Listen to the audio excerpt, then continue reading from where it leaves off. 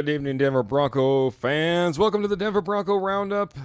It's kind of a Thanksgiving edition. I'm be thankful when I don't have IT issues. Well, that all being said, guys, thanks for hanging in there. I know it's a little bit of a late start once again. So, again, I am your host, Keith Brugman of the Denver Bronco Roundup. To the side of me, I got Mr. Trevor Salzman. Welcome in, Trevor. How are you? Doing well, Keith. I can't wait to get back to, talking more Denver Bronco football and still fresh upon that win. And we're thought to be thankful for as a Denver Bronco fan right now. One of the best Thanksgiving we've had in 7 years. It's something to be said about that. Mr. Albert Mile High Dutchie. Maybe I'll switch him up. Maybe I'll put him right up to the top of the screen because he should be up at the top being Mile High Dutchie. How you doing, Albert? I'm doing wonderful, and especially after such a win last Sunday. Who wouldn't be wonderful? Chiefs fans? Chiefs fans? Raiders fans? Chargers fans? Maybe not as thankful, but hey, we're all thankful, including being thankful for the judge coming in here, Mr. Jody Moncrief. How you doing, sir? Might be on mute. Don't see that beautiful microphone. All right, buddy. Just loving this 4-game winning streak. Hope it continues to 5. Rest for MVP. There you go, buddy. There you go, man.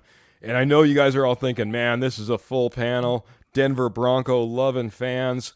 But, man, it wouldn't complete if we didn't bring in a special guest, one that we can all be thankful for, Mr. Kurt Valenti of the K&K Sports Show. Welcome in, Mr. Kurt.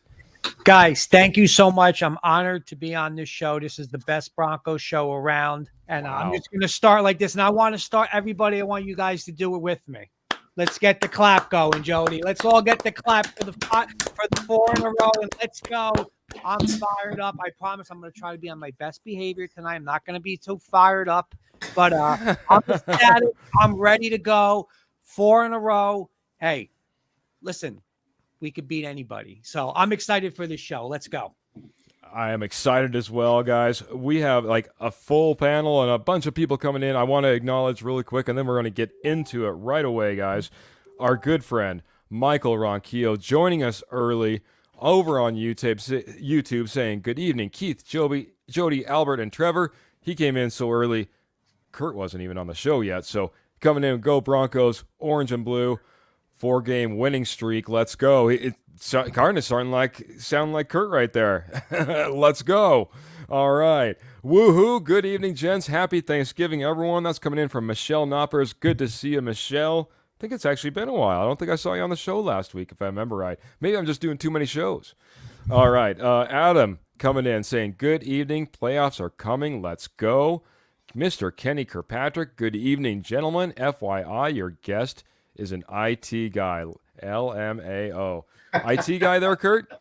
Absolutely. That's my number one job. Hopefully it's my number one job. But yeah, all you had to say, Keith, was how do I get on? I would have helped you. Oh, well, thank you, man. Here I am. I kept kicking them out, trying to figure it all out. And, all I had to do is take my time, take 2 seconds, say, Kurt, help me out here.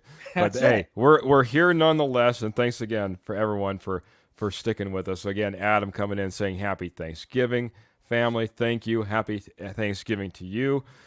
Kenny's coming in saying, welcome back, Dutchie. I missed you on Sunday night, man. So welcome back, Dutchie. You got your fans out here, including Kenny. We missed you. And I missed you, Kenny. Or missed you, Kenny. Missed you, Albert. I got too many names, man, floating around up here, guys. Appreciate it. Pearl's coming in. Fantastic, Pearl, saying, hi, guys. It's me. Give me a chance to wash the dishes. Laugh out loud. Hey, put us on the background. We'll try to keep you entertained. Appreciate it so much, Pearl. And Mr. Jen Valenti saying, hi, fellas. Thank you, Jen. Appreciate it so much. Michael coming in and making sure that you're not left out, saying evening, Kurt, as well. Thank you, Michael. Man, you guys are blowing up my chat board, guys. I appreciate it. This is Roy coming in saying, first and foremost, happy Thanksgiving to all. Hope you guys keep it thankful. We are going to keep it thankful, bud, and we appreciate you coming in here. Thankful for you, just like we're thankful for Clayton as well, saying, hey, guys. Always coming in there saying, smash that like button and share, guys, and I appreciate that so much, Clayton. big supporter of us in that way. Michelle's coming in saying, last week was a dress rehearsal for play, but after the show, yes. And she's not talking about that football game. So Albert's been out getting all geared up for a play, doing a little dress rehearsal. But after the show, he's on full bore, and we're glad to have him. And I know all our fans are glad to have him, man. Albert, I don't even think you realize how many fans you have out there. How many people are asking for Albert, and where's Albert, and hello Albert, and we're missing Albert. So. Yeah, we're glad to have you back, man. I think we've got like 25% better viewership just with Albert being on the show. Appreciate it, Albert. Clayton coming in saying, got all my guys on. Heck yeah, absolutely. And we got all our friends in the chat. All our friends I'm changing it. They're no longer our friends. That's our posse over there in the chat, guys, over here on the Denver Bronco Roundup. So Clayton's coming in saying, oh, missed it. Coaching, absolutely love it. Grinding, and more grinding on both sides. I got a Denver Broncos for life. I've got gelling on all cylinders, my guys. And finally caught up. Kenny's coming in saying, truth is the stepfather sent him out to Minnesota and try to take Madison out. We all know that inside joke. There's a little inside joke between Kenny and Albert that's been going a long time about Alexander Madison. And we got our drum player in the background, guys. Well, you guys said it, man. Everybody's in here. Everybody's excited. 4-0. Denver Broncos, once again, knocking off a team that a lot of people doubted they could do it to. Takes them out 4-0. Everybody loses in the division. We'll talk a little bit more about that. Kurt, I want to give you the mic first, man, though. This Vikings win. How did it feel? How did we get it done? What does it mean? How you feeling about it, buddy? First off, I just got to be honest. I only woke up Jen, I think, twice during the fourth quarter. One was on the Jody, the drop touchdown. And when Russ threw the touchdown, it was just, it was all over. I don't know how Jen was sleeping through it, but I did wake her up a couple times. But hey, a win is a win. It wasn't the prettiest win. And honestly, though, I don't care if it's the prettiest win. We're not going to win, 50-0 every game. It's going to be ugly. That's how the NFL is now. But a win is a win. And listen, it's what we paid these guys for. It's why we made the trade to go get Russ. It's why we made the trade to go bring in Sean Payton. You saw it already. It's gelling, like the comments are saying, but you brought these guys in to beat Mahomes, check. To beat Allen, check. Win another game, beat the Vikings, check. It's why we brought him in. I don't care about what stats look like. I don't care about that. When Russ had to deliver, he delivered. Sean Payton, awesome drive, 75 yards, defense lights out. And I want to apologize on this show to Vance Joseph because I was the first critic of him. But Vance, I apologize. Not great this week. Not great with the tackling. We'll get into that. But overall, I apologize, but I'm ecstatic. Yeah, got to be happy. Got to be absolutely happy about what's happening and putting it together and stacking together wins and gaining a little bit of confidence, man. And, just feeling good about who you are as a football team and who you are as a fan and always feeling good. Mr. Albert, Mile High Dutchie, I want to give you the mic second, buddy, because we haven't got a post-game reaction from you on this one either, man. How'd you feel about that Vikings win? Or win against the Vikings? Whew. Yeah, I feel great about it. I didn't see. I saw the first half, pretty much all of it, and in the second half, we had our youngest granddaughter turned 1, and so that's why I was not available. We had a birthday party for her, and I saw some glitches from the game here, and then after the game was over, I saw, hey, we won. Whoa! So Albert got the surprise win. That's awesome. It was indeed a surprise win for me, and it felt really good. Right now, I think we have now the longest streak at the moment of the winning streak. So that must feel good. And we are now the number 10 seed. Who would have thought? Man. Who would have thought? Amazing. Moving up, just moving up the rankings. Always at the top of the rankings, Mr. Jeremy Dressler coming in saying, "Sup, fellas, go Broncos." Also, I think a little shout out to you there, Kurt. Pearl was coming in here and saying, "Love you all, fantastic. Love hearing the New York City accent I grew up with, though." So love that as well. So there you go. Hey, yeah, congratulations, Grandpa Dutchie. That's coming in from Kenny and from me as well. So I'm sure all of us, Ernie Mays giving us a little happy Thanksgiving to all. And yeah, I was going to bring this up. Michelle was coming in. When was the last time, I know a few guys, the game gets a little out of hand. They shut off the TV and they miss a comeback. But when was the last time you missed a comeback? When was the last time you had that surprise win from the Denver Broncos? It's not very often that we've had that. And 2 in a row.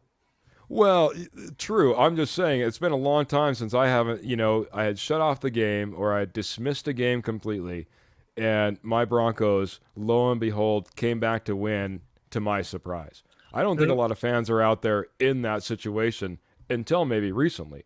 Maybe they've tuned out over these last few games and been surprised, but man, it's a nice seat to be sitting in. It's a nice seat to be sitting in to be surprised with a win. As Michelle's coming in here, I'll wrap up the other side of the panel. I'll get Jody. We'll keep zigzagging up and down the screen. Jody, your thoughts on the win against the Vikings here, buddy? I don't know if my heart can take any more of those type of games, but great finish. Never doubted Russ. That's why he's making the big dollars. That's what we paid him to do. Tied Elway for 34 career comebacks. Yeah, that's pretty impressive. Just keep doing what you're doing. This team is built for the playoffs. Can run and play defense. Get there, and we can go as far as we need. Yeah, just keep grinding. Like one of the guys at the top of the show, one of our first stacking comments, wins. Keep stacking wins, grinding, and finding ways to do it. So, accidentally hit the wrong button. I wanted to head over to Trevor actually and get his final thoughts on this Vikings win. We did a little post game show. We got a little bit of our thoughts out there, but continue, buddy. Yeah, so I think the biggest thing, Keith, here is just the turnover battle. Again, another week of you winning the turnover battle 3-0. I mean, that's just fantastic. This defense continues to step up. It's not the most perfect defense in the world. It ain't Super Bowl. I mean, it's not Super Bowl 50 defense, but this defense definitely has stepped up, and I think you're seeing that a big part of the Broncos' success is that their defense is finally stepping up. They're getting those turnovers for the offense. The offense is not quite there yet. I think we can all admit to that. Russ made plays, no doubt about it, towards the end of the game they needed to make. First half is kind of, he wasn't quite Russ. He wasn't quite comfortable in the pocket, in my opinion. The run, they weren't getting anything on the ground. And then second half, Russ turned it up when he needs to. There's a reason this guy is top 10 in fourth quarter comebacks. I mean, this guy he's great when he needs to be, and that's great winning Bronco football. And you found ways to win. That's not just running the football. 46 rushing yards, and this team found a way to still beat the Minnesota Vikings. I mean, that to me is great. It shows that this team has more than just one way to win. Yeah, that's something to be said, because I was a little bit worried that everyone's keys to every single game was run the ball, right? That was the key to our game coming into the Vikings, and yet we weren't able to run the ball and came out with the win. I want to ask this. I'll start back around the panel. Kurt, is this defense sustainable? Is this what we're seeing, especially, I mean, turnovers have been starting to teeter down a little bit week after week. We started really high when we were, when we were playing against Kansas City, and then Buffalo kind of fell just off a little bit, and then we get to this game, fell off just a little bit versus the Vikings. But this defense has been playing completely different than what we've seen at the beginning of the year. Is this sustainable through the rest of the season? I don't know about the turnovers. I mean, it's such a crazy rate that we're getting. But what I loved, and I've said this way back when we weren't playing good defenses, I wanted a defense like San Fran. I wanted a defense like Dallas, not just personnel wise, like how we play. If you watch them now, and I know we're going to get into Kareem Jackson, but we're like aggressive now tackling. We're just flying after the quarterback. The cornerbacks are attacking. We're like an attacking defense now.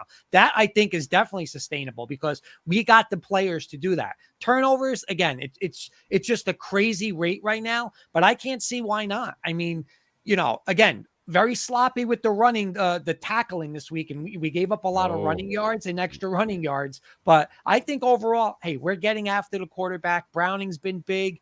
Obviously Simmons getting back. So, yeah, I'm going to say, again, not the turnovers, but overall the aggressive style, I think it is. Very good, man. aggressive style is going to continue. We got the players, Albert. Is that true? Is that what you see from this defense? Is that how we're going to continue? And are these turnovers sustainable? Can we keep up and maybe end up top in the league come the end of the year? It is definitely sustainable, especially if Browning and Cooper keep doing what they are doing, and hopefully Drew Sanders will start mixing, and Benito, of course, and then it is sustainable. If you have free men rushing all the time, mistakes are going to get made, and they might not have to get to the QB, but mistakes are being made, and especially if a team is a little behind. Then so our secondary have more chances to pick off. And what McMillan is doing, he is fighting for the ball all the time. And we saw that 2 fumbles in a row. This time it was with the help of Browning, but McMillan was right there to pick it up. Mm-hmm. And if they are keeping being that aggressive, yeah, it is sustainable. You know, we saw Baron Browning come back. We saw Fabian Moreau get switched in. We've seen McMillan come in and just be fantastic. Jody, it seems like VJ has been hitting all the right buttons, you know, pulling all the right levers. You know, can VJ, again, are we going to sustain? Can we be at the end of the year kind of a middle-of-the-road defense after we were so bad to begin with? Yeah, I definitely think so. I don't know that the turnovers are going to continue like they are, but if we shore up some tackling issues we had Sunday and shore up the run defense, I don't see why not. Some big changes we made were replacing 2 corners in the secondary. That was huge, and McMillan is balling out like a top 5 cornerback right now. One concern I do have is if Locke does not come back this week, what are options at safety besides Simmons? Yep. And we're going to get to that as our next subject, because obviously we have a suspension that we'll get to as well. But getting to the final thoughts around this defense, its capabilities, its run, its change, and what VJ and this defensive team has been able to do in the last 4 weeks, which has been nothing short of quite honestly amazing when you look at the first few games. Trevor, do we continue? Can we continue this run? You know, especially looking at the schedule ahead. Yeah, I think we can, because we've seen the defense be so, I think, bad and early on. So I think that you've gotten kind of the rust off of what this defense is at. They're finally getting that rhythm. So I think that you can have that sustained success going forward. And honestly, they're going to need it. You know, going in, let's go say against the Browns next week, they can't just turn around and just not play defense. That's not part of their MO. This team is run heavy team. They got to play defense, and then Russ got to throw the ball when he needs to. I mean, the offense is right now, in my opinion, it's not going to go off right now. So especially next week when you got to face the Browns, a very good defense. So I think you have to sustain success, and I think the rust has been off already, and I think that you can. There's more upside, I think, to this defense week by week. Yeah, there's holes in there, but I think that's something that this team can definitely shore up for the most part. Yeah, and I'll get my 2 cents in. I'm just going to make it really quick, guys. I think, quite honestly, these turnovers are sustainable. And the reason I say it is because it's obviously being coached. How long did it take for us to get a turnover last week? How long did it take us to get a turnover the week before? It's a focus. There's intent. There's intention. They're going after the ball all the time. I don't see a reason why we can't continue, especially with the way we're playing on the back end. We got Simmons out there, who's last I looked was still leading the league in interceptions. Might not be the case anymore, but I mean, think about it, guys, man. We've got everything focused in this defense. When you can start, you know, going past your main responsibilities and start thinking about turnovers, that's a good sign. That's a really good sign. Trevor, I'll start with you. We'll reverse the order on this one, so you don't have to wait so long to go round robin here. Once again, Kareem Jackson is looking at a 4-game suspension. Of course, he's appealing. First play of the game, first big play of the game, first tackle he was in on is the one that's in question. Few questions for you. Is it legit? Is he being targeted? Will it get reduced in any way? Give me your Yeah, thoughts on this, Trevor. Yeah, I think that with Kareem, I think again he knows what he's doing. I think again once you start coming up with those those penalties that the NFL is trying to really kind of put a cap on that and say you can't do that. Leading with the head, I will say, just kind of playing football back in my day, that's something that probably needs to be out of the game anyways. And I think Kareem just has had a really tough time adjusting with that. I would say he needs to start adjusting to it. I think you've seen that in this last game when he first made that hit, that he did adjust. He started tackling a lot lower. And so I think that's great to see that from Kareem in general. But I do think going forward, I think 4 games is still a little harsh. But here's the thing. I wouldn't be surprised if it stood, because here's the thing.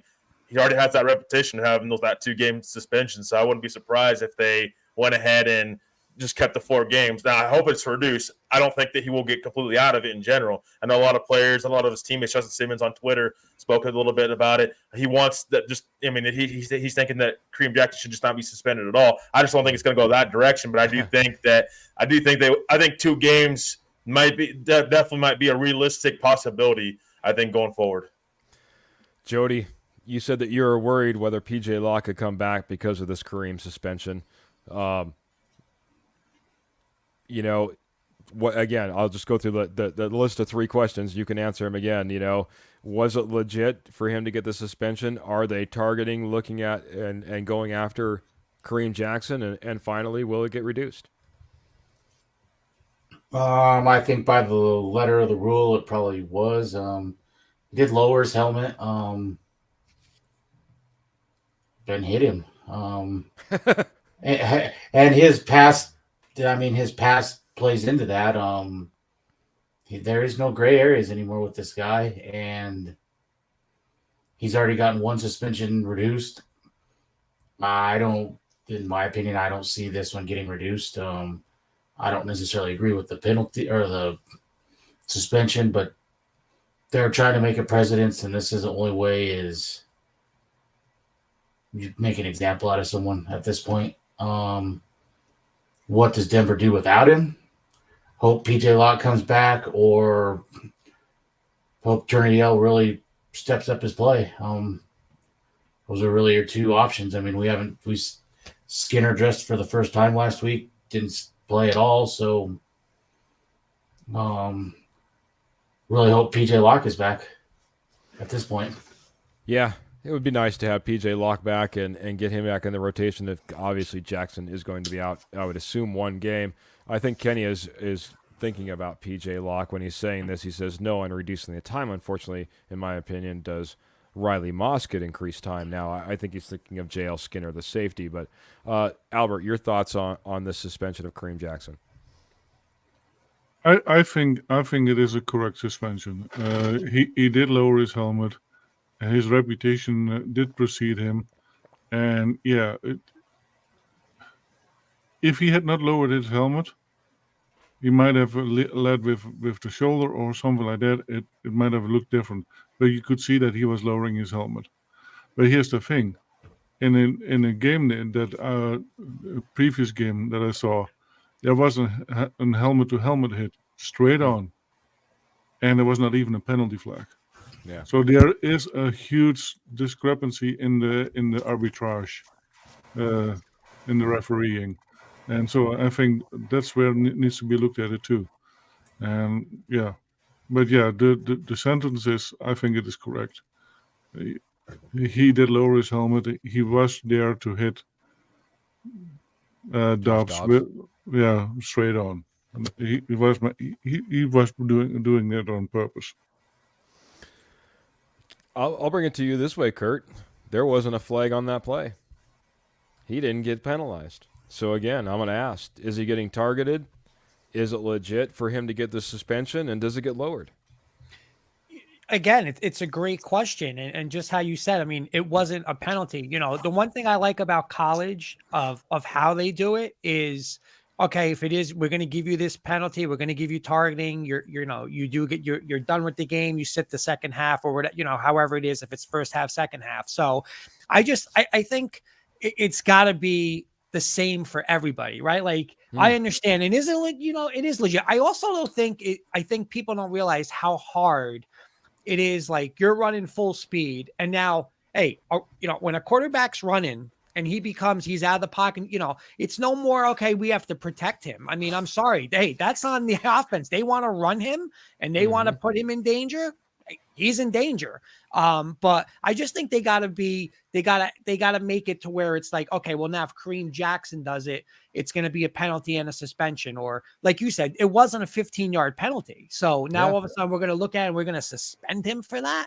So I just, be consistent where, okay, if this happens if somebody from Cleveland does it this week, gone, and give him a suspension. It's not like, well, it's his first time. And that's the part that I don't like. But hey, I have no problem with it. If you're going to say, if you're going to lead with your head, you're going to get this 15-yard penalty, you're going to get a suspension, then that's on the player. But I just don't like it where he's going to get it. This game's not like, I forgot, somebody just mentioned there was one of the other games, it was a complete, just no suspension, that's the thing I just don't like. Be consistent about it. I don't know if this is going to get reduced though, because if it gets reduced, then what's the NFL doing? Why give him the suspension? Are you making an example out of him? But it is going to hurt, because I'll be honest, I don't like him being a dirty player, and I don't know if he is a dirty player, but I love the aggressiveness. Like that's the physicality I love on a defense, especially a safety like that.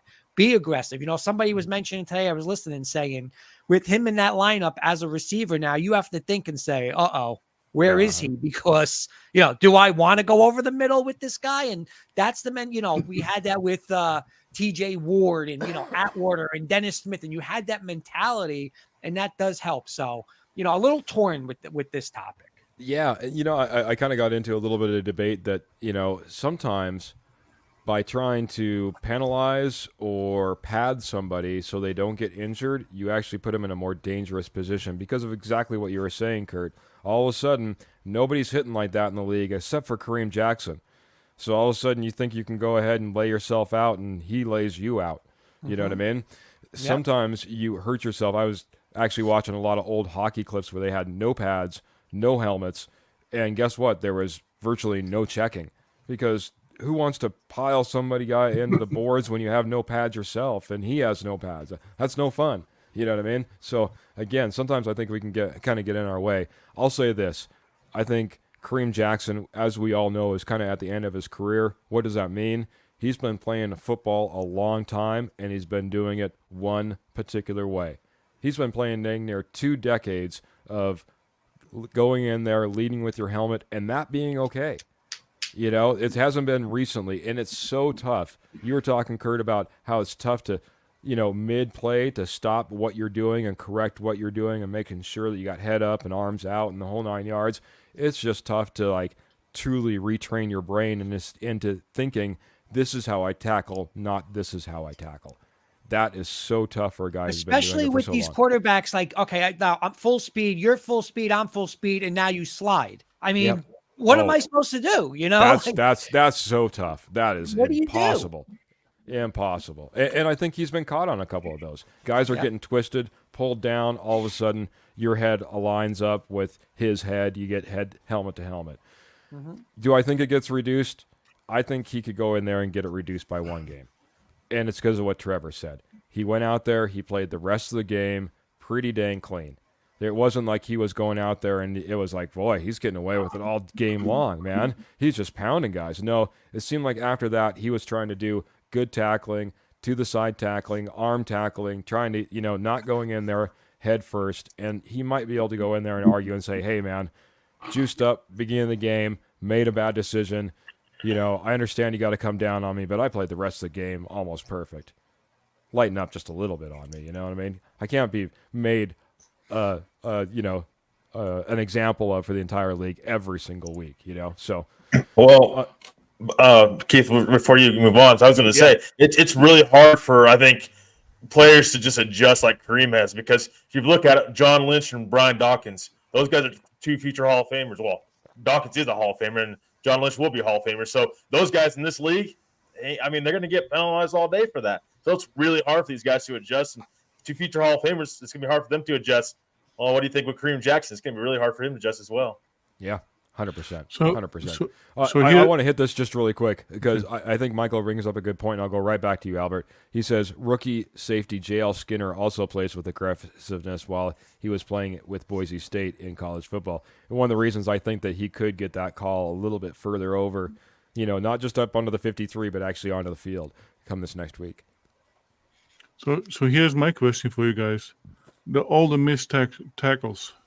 Do you think that plays in a role because the quarterbacks and everybody else are becoming softies and you get penalized too quick? Let's start off with Kurt, man. What are your thoughts on the missed tackles? Do you think that's because of, having to lighten up and having to play a little bit softer?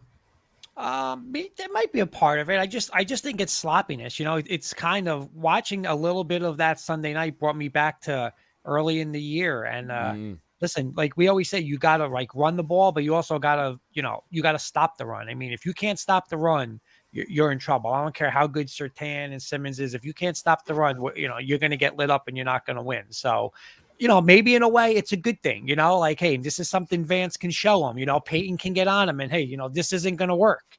But I don't know about being aggressive. I think maybe sometimes too aggressive. Like sometimes you see Singleton, and Jewel just like shooting out of a cannon and they're just totally missing guys. So under control, make your tackles. And I think we'll be okay. Hopefully I think we'll be okay with that. Anybody disagree? Anybody agree with the point Albert was kind of bringing up, and that maybe this is, hey, teams, just having to lighten up, not be so hard, and that playing into their head too much while they're in there playing the game? No, but I did hear Rod Smith made a good point today. He said, then take out you got guys that lower their head, tacklers, and try to take the legs out, and then defenders just leapfrog them and make the defender look like a fool out there because he's afraid to hit high. So it's got to go both ways. Then take that play out where you can't just leap over guys like that. And where is the flags for when a running back lowers his head and just spears a defender right in the chest? That's supposed to get called, and nothing gets called. That's true. When that penalty first came about, they used to call it on running backs for coming in there and putting their head down and leading with their head. That used to be a penalty, and that's all but disappeared, even though it hasn't disappeared from the rule books. Man, Jody, the judge, pulling out the law. Appreciate it, buddy. All right, guys, let's move on from Kareem. Actually, you know what? I'm going to take this question, but that Kenny posed, but I'm not going to give it to. He said give it to Kurt and Keith. Maybe I'm going to go ahead and I'll give it to Trevor and Albert. Start off with Trevor. Does this suspension hurt the momentum of the team in any way? No, I mean, I don't know that it hurts it too much because Kareem hasn't really been he hasn't been a part of it for a couple games now. So they had to learn how to play without him. It hurts this team, I think, in general because your safety, you're really thin there. And you got having PJ lockout, that's huge right now. So I think it can go both ways. I think it could possibly hurt this team, but I don't think a ton because I do think that it gives somebody else an opportunity to hopefully shine. And we've seen, I think with this defense this year, we've seen guys, shine when we were least expecting it. So I think, it's difficult, obviously, because you're losing a leader like Kareem Jackson, and Justin Simmons has talked about that numerous times. But I think that it just a next man mentality. Kareem's got to learn from his mistakes, regardless if he gets suspended or not. You got to continue to play, and they've had to do that past couple games before the Minnesota game when he got suspended. Fair enough. Albert, does this hurt our momentum? We've been riding pretty well. Kareem Jackson can certainly be a great leader for us. And he is suspended from playing the games, but he is not suspended from the locker room, so he still can be the leader. So that is not a big deal. Yeah, it is time for Skinner to step up. If Luck is not ready to play on Sunday or whenever we play, then Skinner has to step up, and let's see what type of iron he is made of. And we have seen him. We have seen it 2 games without Kareem, and we won them. And the defense was pretty good without him. So I think it's not going to be too big of a deal, as long as one of those 2 guys step up. Very good, man. Yeah, we've hit my microphone. It's like jumping all over the place. Whether it be DeLaron Turner-Yale, whether it be JL Skinner, we're going to have a little bit of production, but it might be against the right team. I'm going to go ahead and transition. I'm going to head over to Jody first on this, man. We're hoping for 5-0. We're hoping to keep this rolling. Cleveland Browns have one of the best defenses, not only in the league, but almost historically, the way that they're kind of going down this path. What do you think about this Cleveland Browns game, man? Is it possible to go 5-0? What's your game plan, Judge, as you head in as the Denver Broncos? Two things for me. You have to be able to run the football and stop the run. With them having DTR back there, a rookie quarterback, they're going to run the ball. And watching Buffalo do it the second half and Minnesota do it all game, I think that gives Cleveland confidence they can do it. So if you can shut the run down and force their quarterback to try and make plays, just like you did against Minnesota at the very last, when you forced Dobbs to go back and you knew he was passing, he didn't look all that great. I agree. Man, I think if you can force it and put it in the hands of this rookie quarterback, that is certainly one way that you can win it. I just want to jump back. Kenny had a comment on the Kareem Jackson I threw up on the screen, but does kind of lead into what we're talking here. He says, besides this week, I hate this suspension. Playing the Chargers, the Lions, and the Texans, playing offensive first teams. Again, this is going to be a defensive battle. Kurt, man, what are your thoughts on this game heading in versus this Cleveland Browns team? Because they've been kind of all over the board, man. They can put up points or they can not put up points. They can be a defensive juggernaut. Some weeks they can kind of let it go. I agree with Jody 100%. I mean, we're always probably in agreement, right, Jody? But I agree with him 100%. I mean, I think obviously, and the one thing I loved about, that I thought was a little different, I don't know how you guys felt, but, on that last series, I'm not going to lie, after we scored, you're like, oh, man, we didn't get the 2-point conversion now. We're, here comes the field goal. We're going to lose the game. But to our credit and to Vance Joseph's credit, we pressured him, we pressured Dobbs. And in the past, I know we had Fangio and it was, all right, let him, don't get beat deep. And then you would be like, oh, here comes the field goal in the game. And I didn't see that this week. And I think that's exactly what's going to happen in this week's game plan. Just like Jody said, you got to first and foremost stop the run. Hey, if DTR beats us, tip your hat, congratulations. But you know what? Are you going to trust DTR going one-on-one with any of their receivers versus Surtain, with now with McMillan and with Surtain and with Simmons? I don't know. That's our advantage. Load the box, stop the run, and on offense, same thing. And I think this should be our game plan going forward. And I'll get into it when we talk about the playoffs. But I want to be a run-first team. I want to run it, play action, and tell my franchise quarterback, listen, you got to make 4 to 6 plays. I don't care who the quarterback is. It could be Mahomes. It could be John Elway. That's what I want, because that's how you're going to win championships, by running the ball, playing defense, and having your quarterback. I don't need him to make 40 plays a game. I don't. I need him to do what Russ did last game. 4th and whatever it was. 4th down, hit Sutton. On that last drive, hit Sutton. A couple weeks ago, make moves with your feet, get first downs. So I agree with him. Stop the run the ball, and let Russ do his thing. I mean, I don't want to change anything up, to be honest with you. It's just, that's our winning formula. I don't want to change it. All right. Like it, man. I'm going to pose this a little bit different. This one's coming in from I'm sorry, and I'm still not even throwing up the right comments. I'll throw this one up to begin with. Albert, I'm gonna bring this to you. Myles Garrett is a problem for the Broncos. This is coming from Michael Ronquillo. An absolute game wrecker. He's been playing all up and down the defensive line. Of course, loves to play that edge, which means he could be pass rushing against Mike McGlinchey. He could be pass rushing against Garrett Bowles, or anybody in the interior for that matter. How do you stop a guy like Myles Garrett? Isn't it why we have one special tight end who is specifically for blocking? Wherever Myles Garrett lines up, let the tight end help the tackle. And let's Very see good, how man. that's what happened with Von Miller all the time. He got always double teamed. Just double team him, and you can take him out of the play. I could see that, whether you're using your tight end while you're using your running back, you know what I mean? If you happen to be lined Yep. up on the opposite side, getting that chip on Myles Garrett, or just straight up doubling him up, you know, just Well, going max protect and keeping him in. and Not a if bad if game plan. if you know it is going to be a pass one, have Freeman line up. If Myles Garrett is a problem, have Freeman line up against Get him. them all over there, all 8 of them. No, just kidding. No, I get it, man. You do. I mean, when the guy's a problem, find ways to get him stopped, man. And he's going to be a problem. It's going to be tough. It's going to be an absolute tough job. But here's one thing that I think that is time. Yes. Our defense needs to score points, and they have not scored points yet. Mm.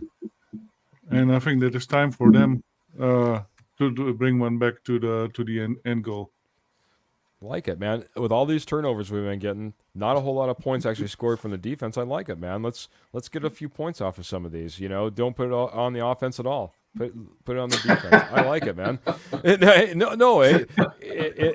a game which you're getting 4 or 5 turnovers, and you're not getting points out of those, there's something to be said about it, kind of having an expectation for that as well. So I agree.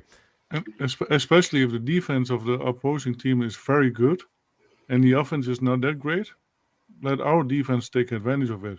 Yeah. It would be great. It would obviously help us out in this game because this defense is going to be tough to score against. You know, if we have opportunities from our own defense and we can put points up on the board, let's do it. Absolutely. I'm going to throw this one over to Trevor.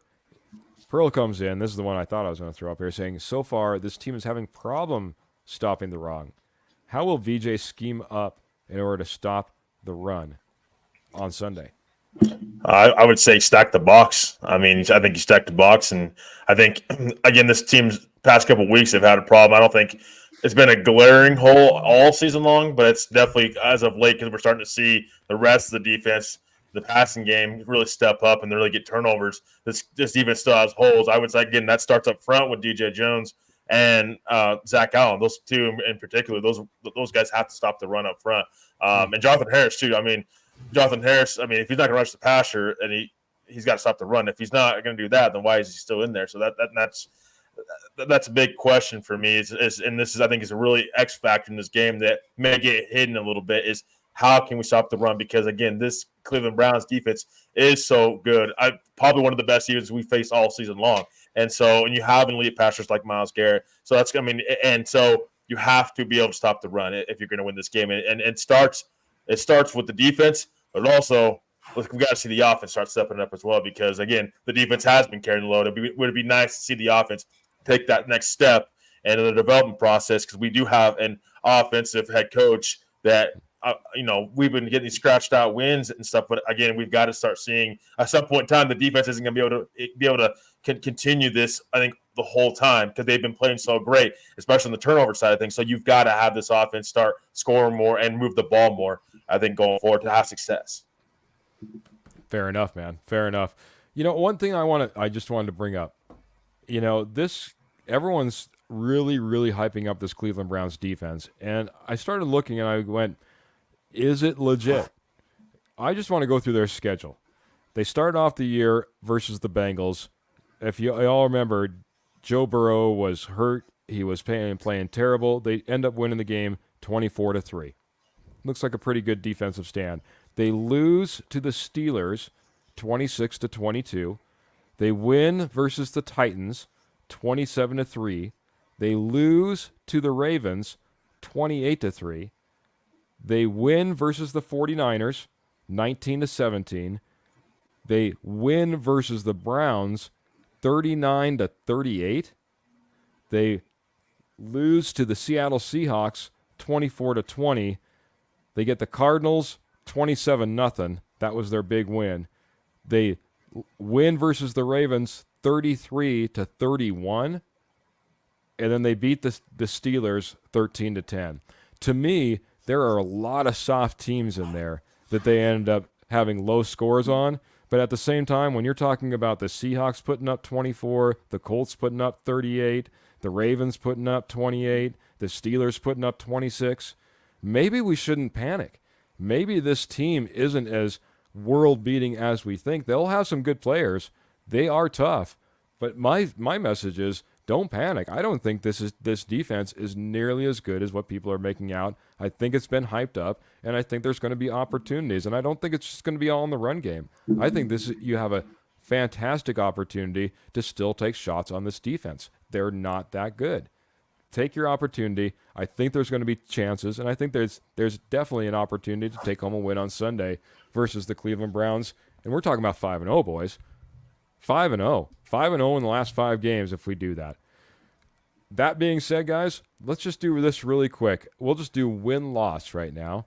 Win-loss prediction versus the Cleveland Browns. I'll start off with Kurt. We'll zigzag across the board. I think it's an absolute win. I think you're home. You got this home crowd now fired up. I mean, obviously I wasn't there, but you heard it. Following people on Twitter, they were saying it was the loudest, since it's been since 2015, since that season. I don't see it from Cleveland. Just like you said, I mean, I'm not, they're not the Eagles in my opinion. They're Eagles defense, the Cowboys defense, the 49ers defense, and they got DTR. Hey, just like Trevor said, load up the box and you stop the run. You stop the run, you make this kid throw, get some more turnovers, and offense, just keep doing what you're doing. I mean, at some point we're going to be in a shootout, but this isn't the week. Just don't give Cleveland the ball. Don't give them extra points. Just do what we got to do. And you know what? Hey, another win's another win. I think they win the game. Right on. Albert, zigzagging across the screen, we go to you. Definitely a win. Yeah, they should be able to win it, even if it is in a defense-heavy game. They should be able to take out the win. And like Kurt says, we have a crowd. You have the crowd behind them. That should make it a little bit easier. Very nice. Very nice. Jody, down to you, sir. This has got to be a win. You're at home, playing against a rookie quarterback. If you have ambitions of making the playoffs, this has got to be a team you beat. Very good, man. Sweeping across the board so far. We come to the guy who's the realist some nights as we hit the podcast. Trevor, does this Cleveland defense bring an end to the Broncos' run, or do we come out with a win? No, I think that we come out with a win in this one. I think you have to take advantage of your home crowd. I think anytime you're a winning team, you have to be able to take care of business at home. Not just, I think, in any sport in general, but I would say, again, I understand your point, Keith, so I'll give you credit on that Cleveland schedule, because it doesn't seem like they've had a really tough stretch, tough run of great teams. And so, yeah, I can see their defense being a little bit overrated. I can absolutely see where you're coming from that standpoint. So maybe is this the week the Broncos offense steps up and puts a complete game together and not just fourth quarter? Again, that's what I want to see. I want to see this offense step up more. We've seen the defense step up for multiple weeks now. Now, again, let's see this offense take the next step and commit to the run.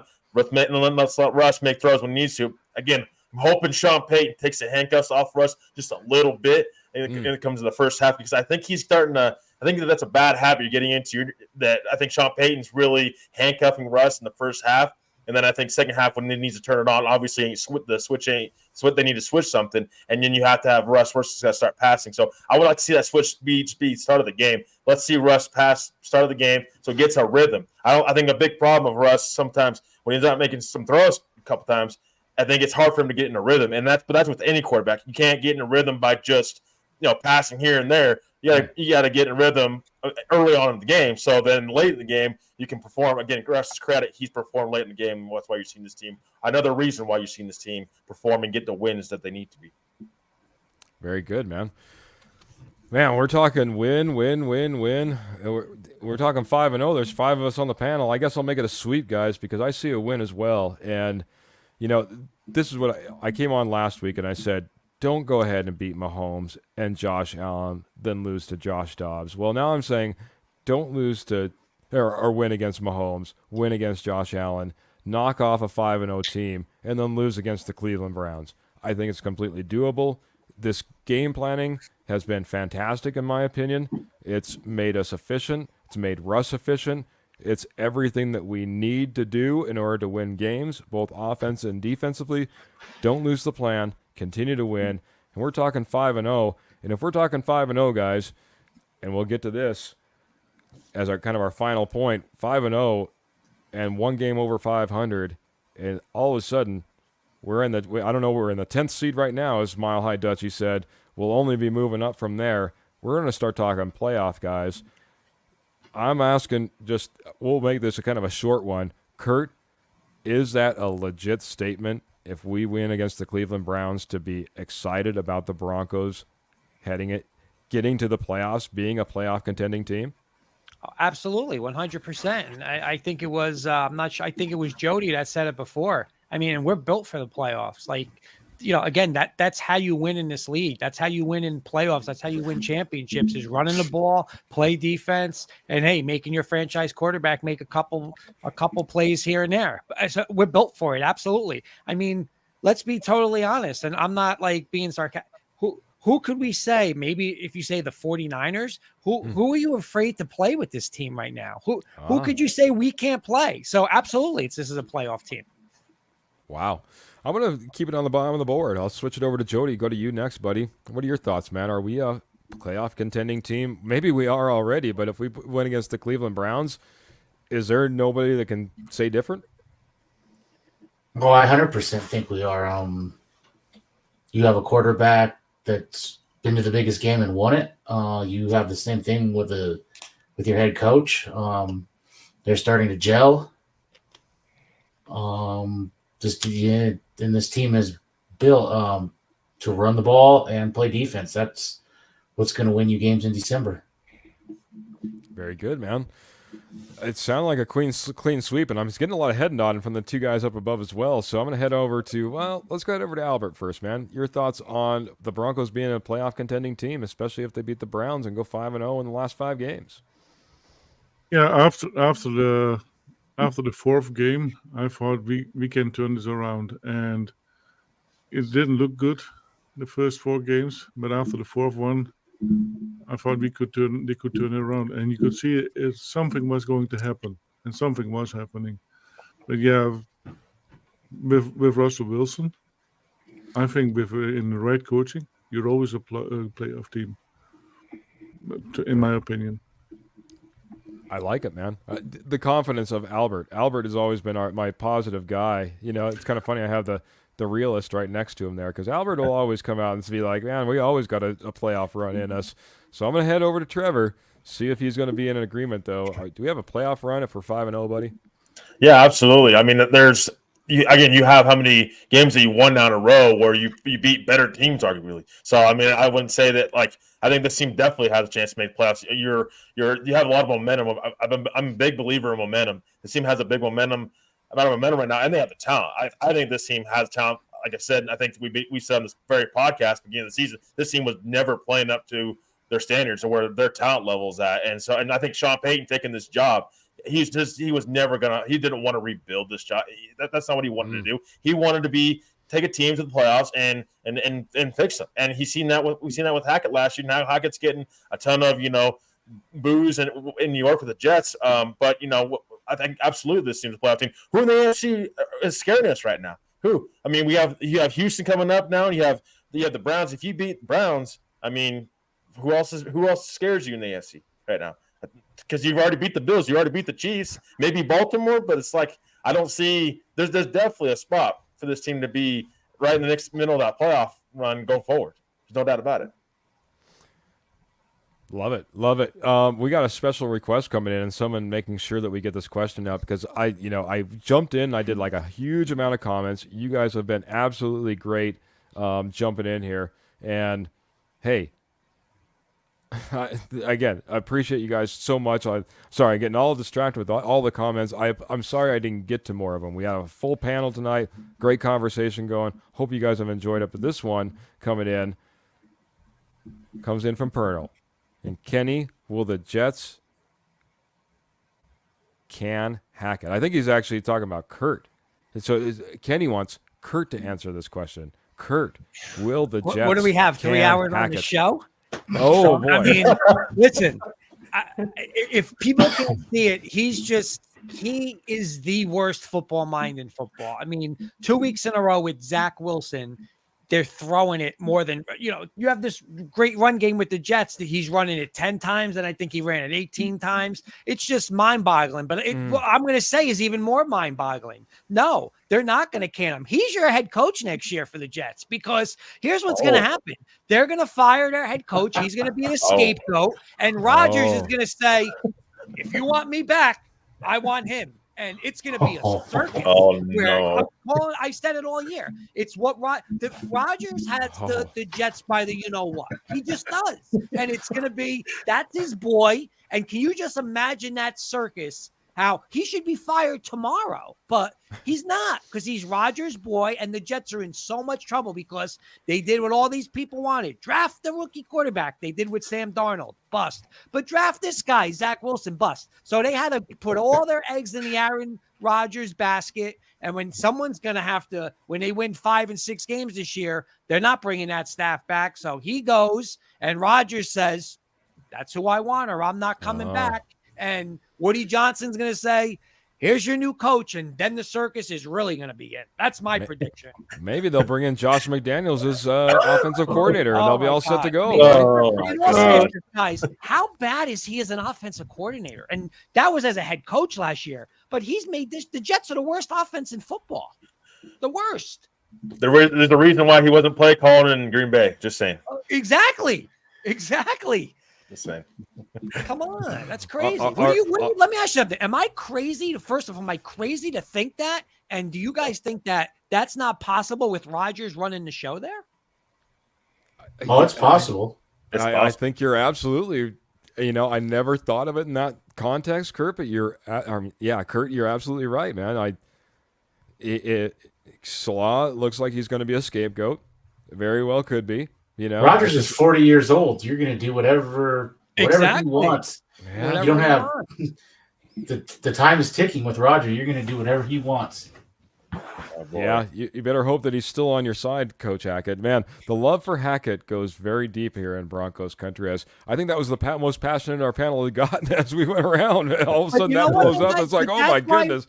But that's why when we really look and we joke about it, like you really have to get last year and just throw it out the window. Like nothing matters from last year just because how bad and dysfunctional he was and what he made this team. I mean, you see everybody's improved on Denver. The Jets have gone totally. They were one of the best running games. They're terrible now. I mean, how do you, not for nothing, how do you get Zach Wilson? And who was it 2 weeks ago they played? The Raider game. They had, I think he threw 39 times and they ran 12. How? With Zach Wilson? How? That's crazy. Because it sounds like, I think Kurt's, with Sean Payton and a latte there, man. About letting it air. Albert, go ahead, buddy. You're jumping in.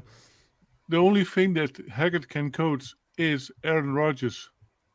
He wants Aaron Rodgers in every play. We saw it last year with Russell Wilson. We see it again with Zach Wilson. Yeah, Rodgers is the only thing that he is pretty much doing is throwing the ball. They hardly ever run it. And that was the case with the Packers, and that is the blueprint for their game. And Hackett only has one blueprint, and that is that game. All right, guys. I have some breaking. Go ahead, They've upheld Kareem's 4-game suspension. That's right, because I did see that in a comment. Kenny jumped that in as well. So 4 games for Mr. Kareem Jackson, guys. We'll have to make and figure it out. Yeah, I thought he had a chance to maybe get it knocked down to 3, but I knew he wouldn't get any more than that. So that was my hope. Does Denver release him now, or what do you think? Oh, no, there's no reason. No. Not underneath his contract. He's getting paid like about $15 a game, so I don't even know how he's paying for his fine. And all of that's going to the NFL, so. Yeah, so guys got to have a passion for football, because he keeps running out there for hardly any money and giving it all away every time he gets a suspension and all these fines. So, I think they keep him on. I think that's one of the reasons he's here. They need his leadership. They know they're not quite ready to transition. They were hoping it would be able to happen throughout this year. A lot of people were like, man, why are we bringing Kareem Jackson back? Well, I think in a few instances we've seen why we want Kareem Jackson on the field right now. We need to get these guys up to speed, but it's not going to happen overnight. So, I would keep him around. Like Albert said, he's going to be in the locker room at least still. Might not be able to play, but he can be around and helping these guys out. So I think he still plays a role. And as Albert said from the very beginning of the year, he didn't think he should be a player. He thought he should be a coach. Well, he's kind of being forced to do so with all these suspension time. He's coaching as much as he's playing. So, guys, I'm going to take a thought that Trevor had. I'm going to put a spin on it. And I'll start off. I'm going to start off with me. I haven't started off with me. I want to start off with me, so forget you guys. No, just kidding. It's not very nice figuring the topic that this is because there's things to be thankful for. And, first off, the reason I wanted to take the mic first is because I'm very, very thankful for our cousins on the other side of the pond, always doing fantastic podcasting. It's the K&K Sports Show. It's Kurt Valenti. It's Kenny Kirkpatrick and all the boys over there.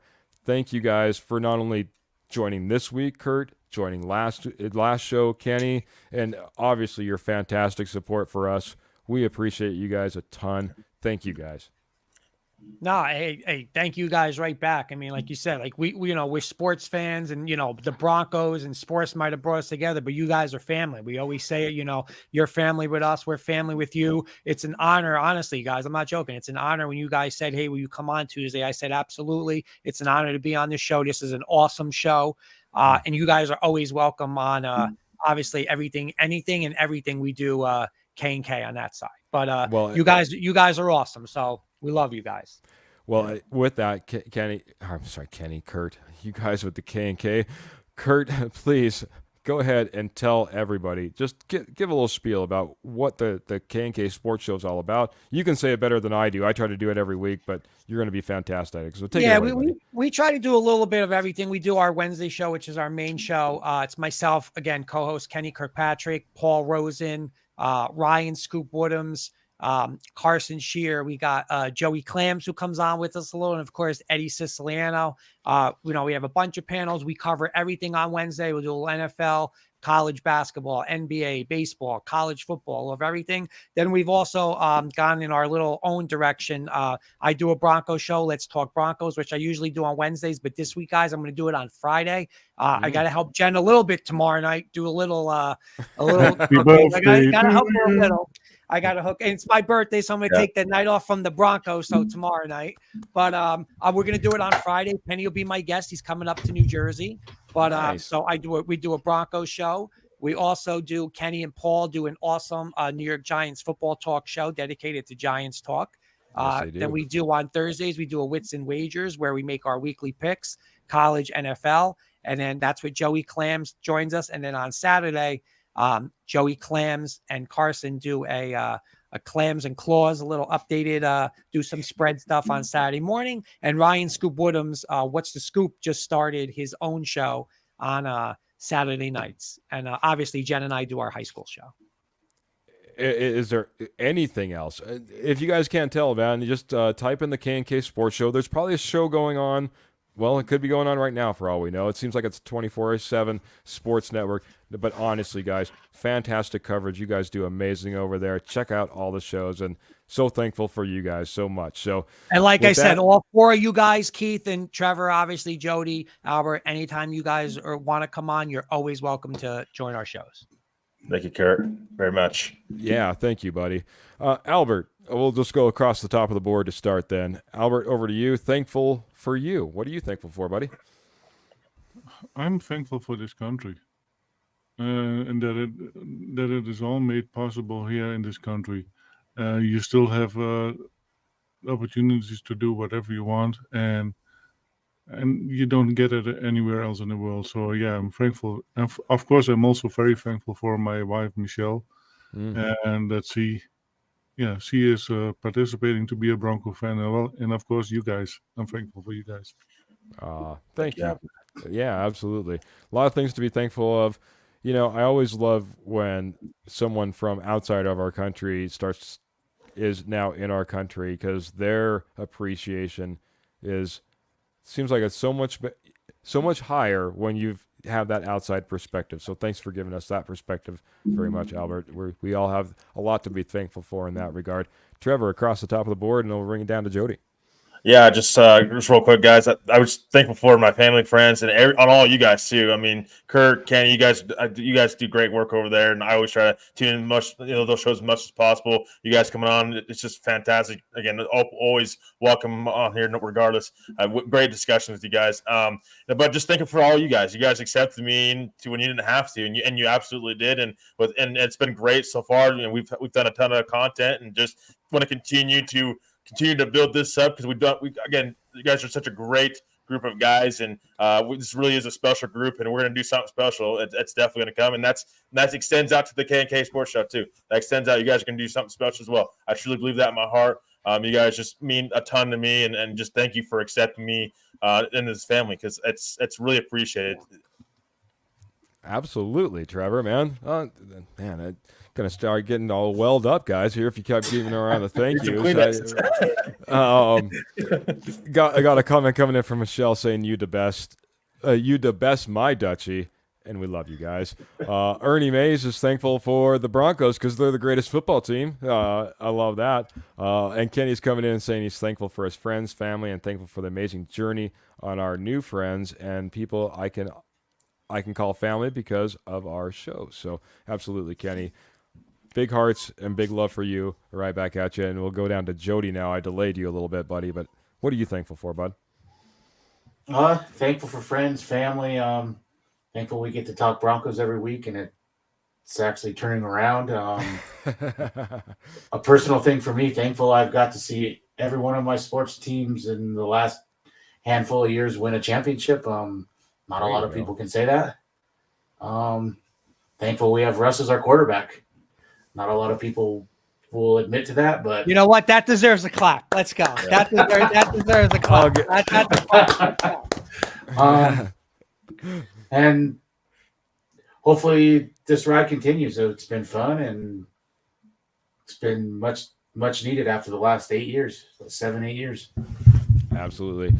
Kenny was coming in here. I'll hit that one first. He says, "Dang it, Keith, you got me all emotional. Ha, ha, ha." And Michael Ronquillo saying, "I'm thankful for my family and Broncos country. Go Broncos." Yes, I'm very appreciative of my friends, my family. I know I gave a big shout out to K&K Sports Show. I'm especially thankful for my co-hosts here that come on the show every single week. I remember when I started this, I was literally thinking this was going to be a solo show. I was desperately looking for a co-host, and who arrived on my doorstep like literally moments before I was about ready to go live with my first show, but Mr. Jody Moncrief, and saved me. We started doubling up from there. Albert was brought into the mix a little bit later, and Trevor, just a recent addition, but just like with any family, it doesn't matter how long you've been in them, they're still part of your family. So all of you guys, appreciate you guys. And then, like I said, my cousins, Kurt and Kenny on the other side of the pond, thank you guys so much.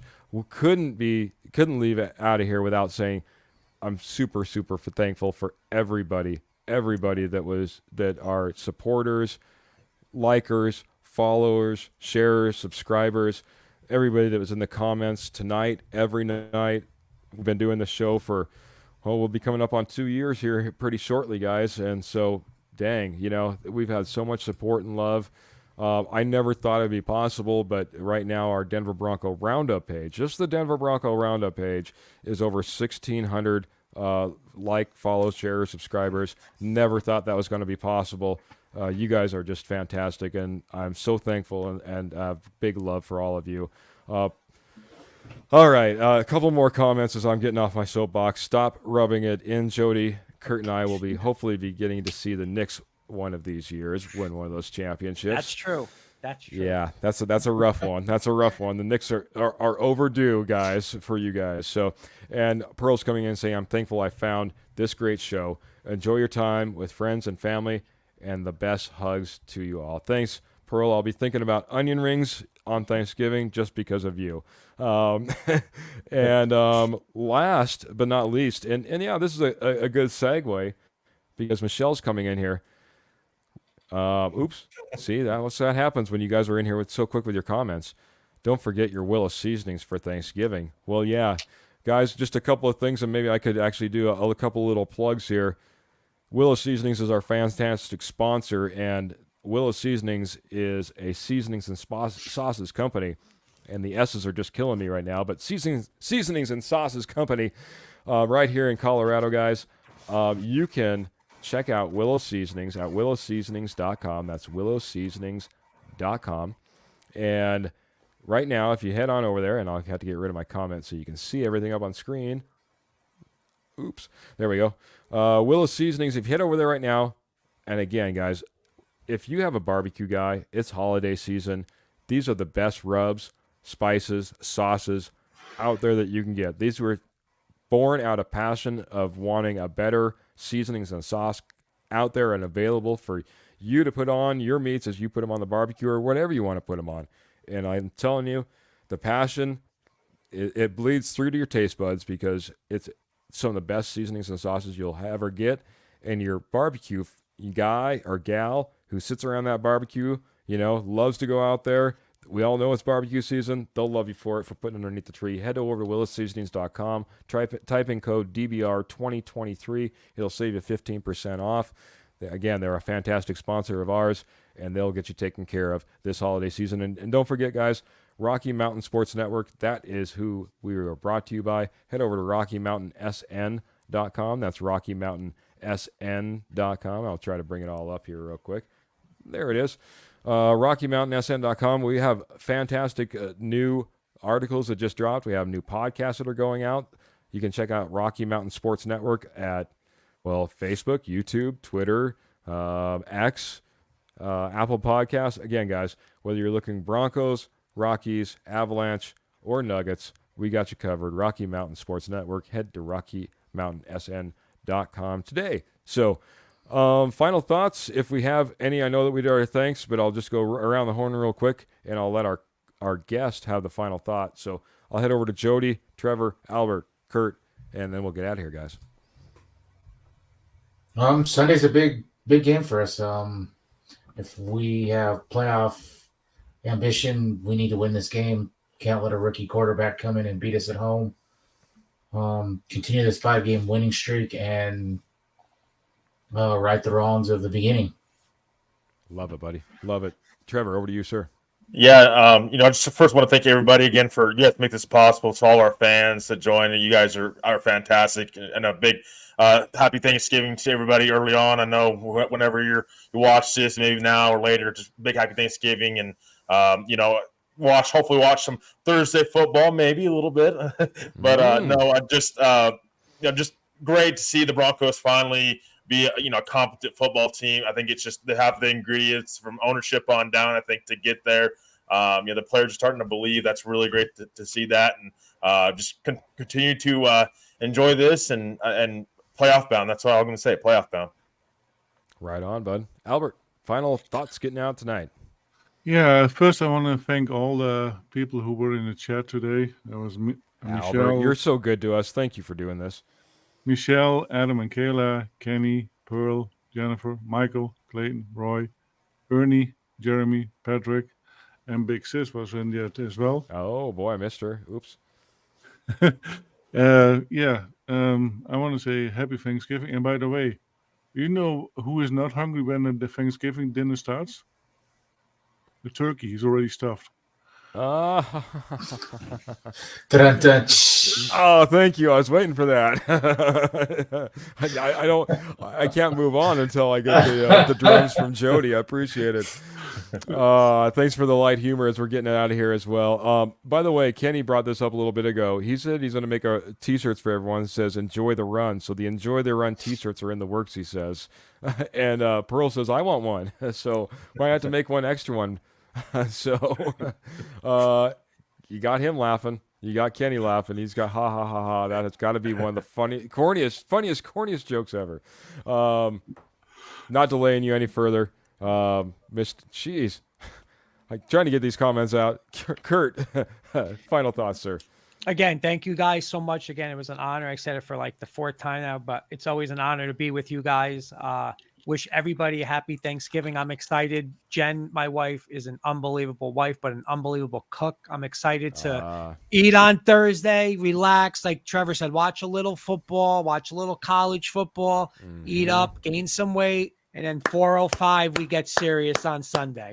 It's There why you you go. brought Sean Payton in. It's why you traded for Russell Wilson, quarterback Hall of Fame coach, Hall of Fame championship coach, Hall of Fame championship quarterback. We got them. They're on our team. It's why we got them. And let's go. Another one, and let's get right to the playoffs. But have a happy Thanksgiving. Yeah, one more time, everybody. Let's go. We got to get the clap going. We got to get the clap going. But I love and you it, know man. what, guys? One more thing. Every time when we say, like, we use the word haters, like Russ haters and everything, you don't have to argue. We just go like this. That'll boy, Russ. That'll boy. Just There keep you go, clapping buddy. back. Clap back. Man. Love it. It's been an honor with you guys, and let's go Broncos. Right on. Kenny's saying he'll be on your right-hand side tomorrow. Yes, sir. Let's go. He will. So, all right. And Pearl's coming in here with big smiles and big hearts. And we have big smiles and big hearts for not only Pearl, but all those names that the Dutchie listed off just a little bit ago, guys. Appreciate you being with us. A little bit longer. Big panel. Had a lot of things to get to. Boy, like I said, right now, Rocky Mountain Sports Network, we're typically doing a show every Friday, which I think we will still be on for our Friday show. We'll go ahead and we'll pick you up post-game. We'll get that show in. And you can always catch the original Denver Bronco Roundup podcast right here, Tuesdays, 7 p.m. Mountain Standard Time. Appreciate everyone that joined in. Appreciate our fantastic guest, Kurt Valenti. Appreciate all my co-hosts. Appreciate all our fans. And with that, guys, try to get this right one more time. Been on a little bit of streak. Keep your guns in your holsters. Keep your feet in your stirrups. And keep the Broncos in your heart. Until next time, guys, we're going to get out of here. Have a great night, everyone.